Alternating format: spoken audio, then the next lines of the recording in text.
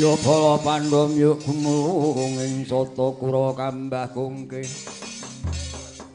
Srokadite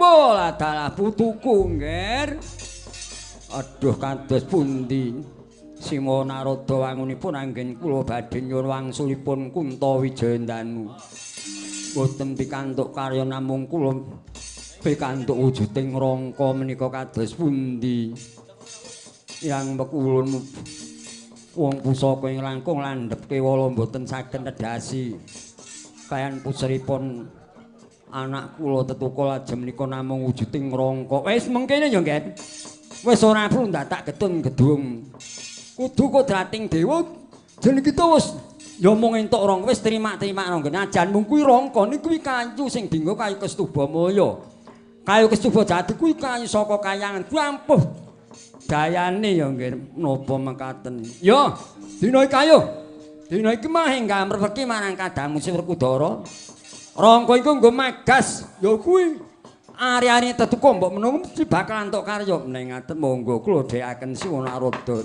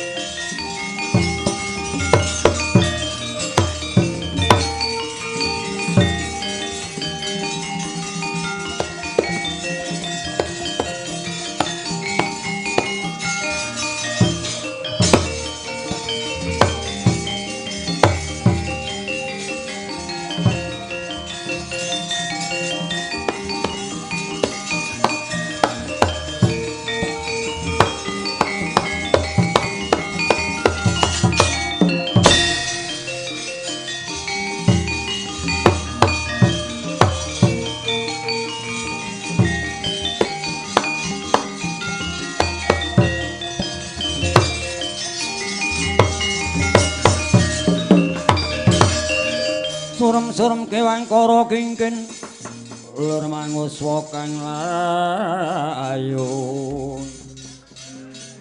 ben wilang memanis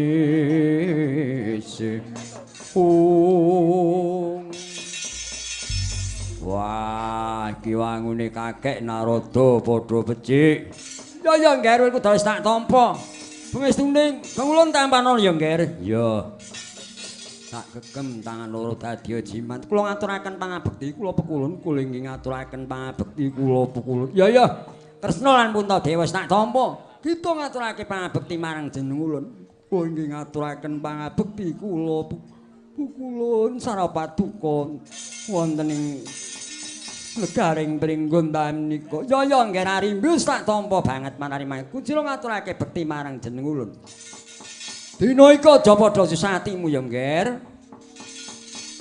Werkudara adimu si Permadi nggone mbok utus ngupadi Sarat Sarana golek pusaka kang ampuh kanggo magas ya kuwi ari-arine anakmu Jabang Tetuka ya mengki mung entuk kayu Kestubamaya iki rangkane pusaka Kuntawijandanu. Wah, apa tedas.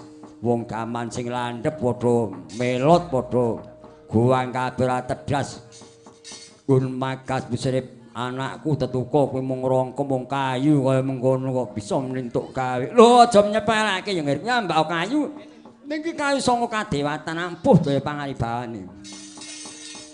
Ibu, mi cucu bu. Ya nggih wis Bu. Sakit. Ya wis ampeten yo ora sakit. Ya wis ora sepelundah tak nangis. Lari bumi. Lah tala bocah iki kaya putuku awal nang ditemung juk mie ae.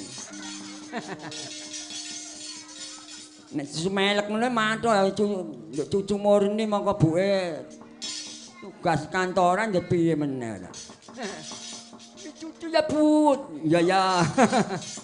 Wis nek jak nyang pasar sampe ngentek-entekke dolanan bocah wis. Mulanati Mbah Uti.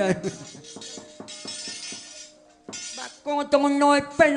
Wah, bocah ya pinter ya ngerti. Wis ngger saiki tamakno. Ya kuwi ari-arine Jabang Tetuko enggak pagasen Kang Mapana Pusel utawa Usus kuwi enggak pagasen karo kayu Kesdubamaya mbok mlantuk gawe inggih mboten langkung stokaken dawuh. Ya bala pandom ya kumulunging tata.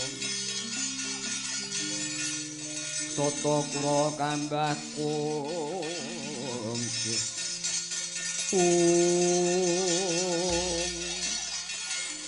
Katarika kaya mangkono. Raden Permadi wis ngastu wujuding Kajeng Kesdubamaya. Rangkaning Kuntawijandanu ya Kuntawijaya najan namung wujud rangka nanging landheping gegirani.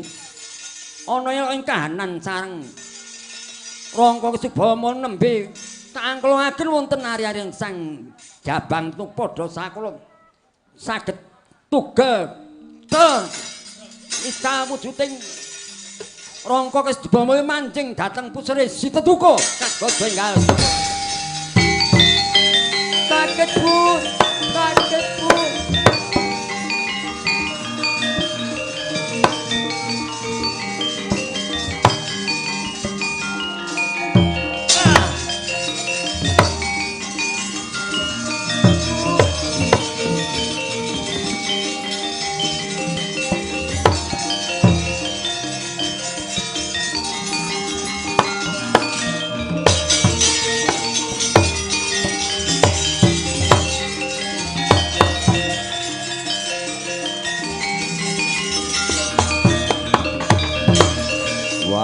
Piye iki mau? Bu. Weh ya aja bingung ya aja bingung. Permadi kula wonten dak. Lah iki mau dirangkani kok ora ana wangunipun menika manjing dhateng puseripun pun Tetuko. Weh lah lanjut. Kepiye kok dadi ana lakon kaya ngono? Waduh. Kepiye Permadi kok dadi rangka wujud kayu manjing ana puseri si Jabang Tetuko ki piye? Wah, iki piye anakku? Ana lakon kok kaya mengkene. Anakku Tetuko apa ora ngrasake lara ing atase kayu wujud rangka manjing ana pusere anakku Jabang Tetuko piye wis aja padha nangis dhewe aja tawang-tawang syarat ora aspa ya nggih iki kudu kodrating Jawata mengkono ning malah ndadekke sektine ya kuwi anak lanang si Jabang Tetuko Werkudara wis aja kuwatir ya mung aku meling marang jeneng kita Werkudara. Rening sira iki ingkang duweni anak besok yen ana perang gedhe. Sinebut perang Bratayuda nek nganti anakmu Tetuko mungsuh marang si Suryatmajaya Suryaputra kudu sing ati-ati nggone mlainane manjen itu kudu mbok reksa mbok jaga sing prayitna mergo besok yen nganti ana pusaka manjing rangka ngono ya nggih. Wah iya.